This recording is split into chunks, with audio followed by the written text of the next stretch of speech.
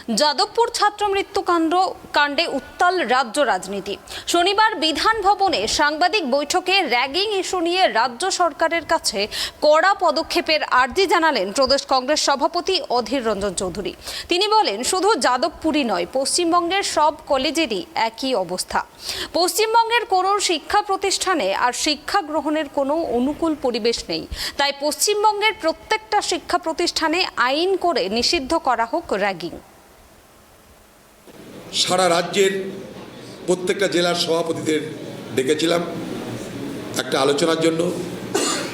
পশ্চিমবঙ্গ প্রদেশ কংগ্রেস কমিটির সেই আলোচনায় আমরা সর্বসম্মতভাবে সিদ্ধান্ত নিয়েছি, এটা সর্বসম্মত প্রস্তাব, যে পশ্চিমবঙ্গের প্রত্যেকটা শিক্ষা প্রতিষ্ঠানে, সে সরকারি হোক, বেসরকারি হোক, রাজ্যের হোক, কেন্দ্রের হোক, পশ্চিমবঙ্গের প্রত্যেকটা শিক্ষা প্রতিষ্ঠানে, আবার বলছি, পশ্চিমবঙ্গের প্রত্যেকটা শিক্ষা প্রতিষ্ঠানে র্যাগিং নিষিদ্ধ ঘোষণা করা হোক।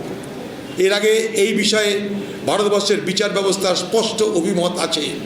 পশ্চিমবঙ্গ সরকার আইন করে, আবার বলছি, পশ্চিমবঙ্গ সরকার আইন করে যখন বিধানসভা শুরু হচ্ছে, চলবে বলছে, পশ্চিমবঙ্গ সরকার আইন করে পশ্চিমবঙ্গে সরকারি, বেসরকারি, রাজ্যের অধীন অথবা কেন্দ্রের অধীন যত শিক্ষা প্রতিষ্ঠান আছে, প্রত্যেকটা শিক্ষা প্রতিষ্ঠানে র্যাগিংকে নিষিদ্ধ করবার আইন নিয়ে আসুক। কারণ আইন শৃঙ্খলা রাজ্যের এখতিয়ারের মধ্যে পড়ে, এটা দ্রুত রাজ্য মনে করলে করতে পারে। তাহলে হয়তো আগামী দিনে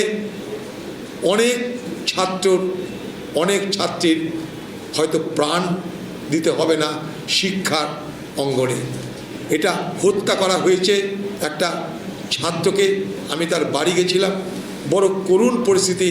বাবা মা তাদের সর্বস্ব পণ করে ছেলেকে শিক্ষিত করতে চেয়েছিল, ছেলেও পড়াশোনা করতে চেয়েছিল, কিন্তু আজকের শিক্ষা প্রতিষ্ঠানের যে কলুষিত পরিবেশ, সেই কলুষিত পরিবেশ তাকে শিক্ষা দান করার বদলে তার প্রাণ দান করতে বাধ্য করলো।